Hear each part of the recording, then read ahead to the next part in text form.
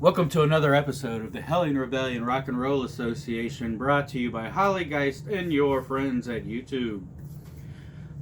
Before we get started, we do moments of silence, honoring the rock and rollers who have passed before us. And today was a big one.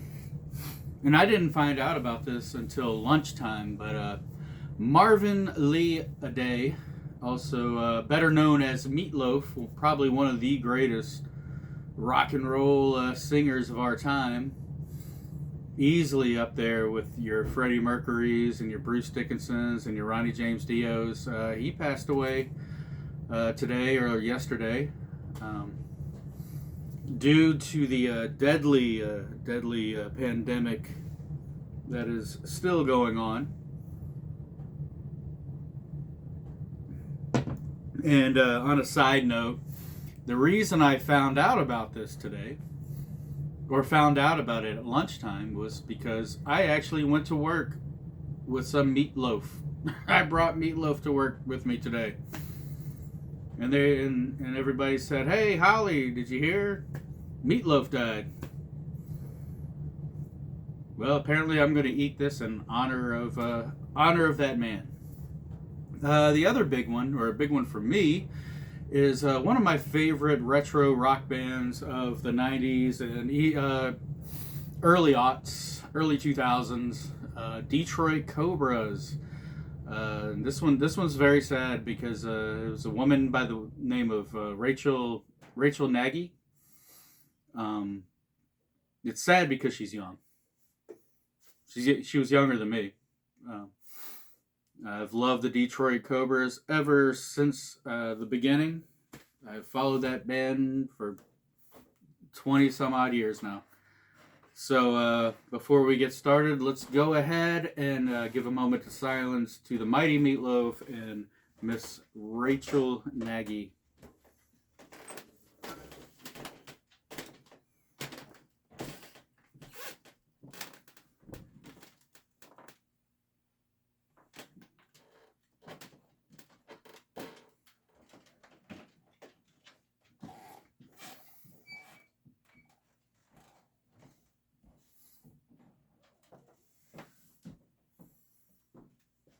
People upstairs don't honor rock and roll the way I do.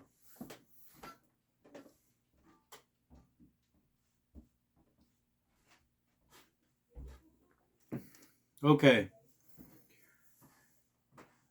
May the gates of heaven be blessed with these two talented individuals who have just stepped through and are willing to contribute their beautiful voices and their talents to the angels and their culture above. Okay, so if you know anything about my show or anything about me, you know that I am a fairly big Anthrax fan. I've done 2 Anthrax videos and I'm about to do 3.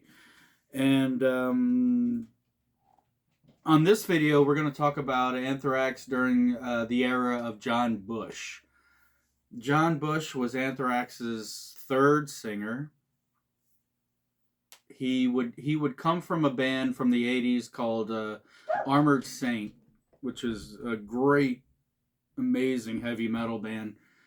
Armored Saint was probably the only heavy metal band of the 1980s who was really holding on to the whole British new wave of British heavy metal. And they were just the only American band who kind of did that style of music. You could probably make an argument for Manowar. But Armored Saint was definitely up there with the likes of Sabbath, Iron Maiden, Judas Priest, you name it. Of course, they couldn't really compete with those three bands. It's probably why they kind of got shoved. I wouldn't say they got shoved under the rug, but who's going to compete with Sabbath, Maiden, and Judas Priest, really? But in the early 90s, Anthrax got rid of their second singer, Joey Belladonna, I guess he got fired, maybe he quit. I'm not going into the drama or details of all that. And they hired John Bush. At the time,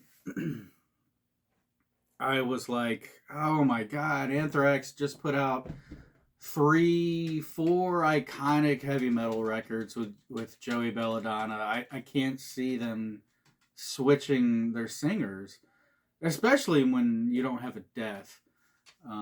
It's a shame when you have a death and you have to try to figure out what to do.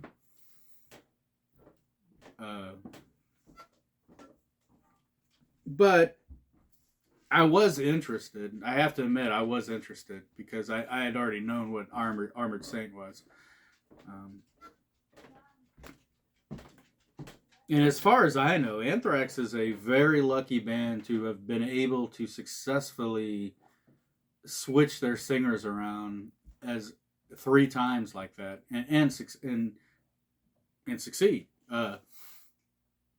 You can even say 4 times. They had a guy named Dan Nelson for a little while. I'm not familiar with him, but I've always considered Anthrax to be Neil Turbin, Joey Belladonna, John Bush, Joey Belladonna, John Bush, Joey Belladonna. That's how I look at Anthrax. And all 3 of those singers are amazing singers and an amazing frontman. I was shocked when Anthrax put out Sound of White Noise, which was the first John Bush record.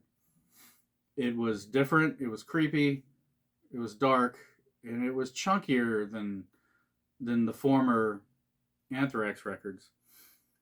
However, that's not the record I'm going to play. I'm going to play a record that often gets dismissed, doesn't get talked about too much, and it is Stomp 442. This record's all over the place. It's not as concise as Sound of White Noise or even the records that followed it. As far as themes go, all the themes are very different on this. And a lot of the music's very different on this. But there's a lot of heavy hitters. This record smokes. I've always enjoyed this record. And I'm going to go ahead and play the first song off of this. A little ditty known as Random Acts of Senseless Violence. Basically the track that gets you into this and gets the weekend started. So what else do I have to say about this? Not much, I suppose. Let's go ahead and get the weekend started.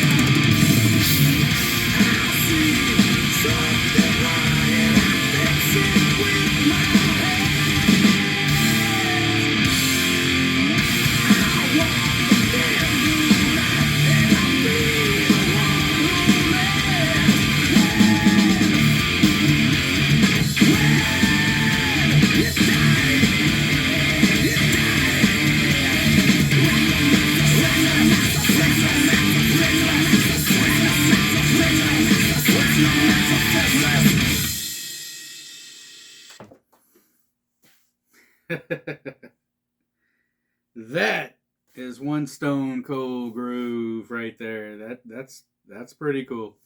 Like I said, John Bush was an amazing singer. I'm more of a Joey Belladonna guy, but I will go see Anthrax any day of the week with John Bush singing for him. Um, on a side note, what I did forget to mention was Bush almost sang for Metallica. He was asked to join Metallica during the Kill 'Em All days, and that could have been a whole different band had he done it. I would love to hear him do some Metallica songs personally, but there you go, John Bush singing for Anthrax. A great installment, a great chapter of heavy metal history, and I hope you enjoyed it. And I will see you next week. Bye.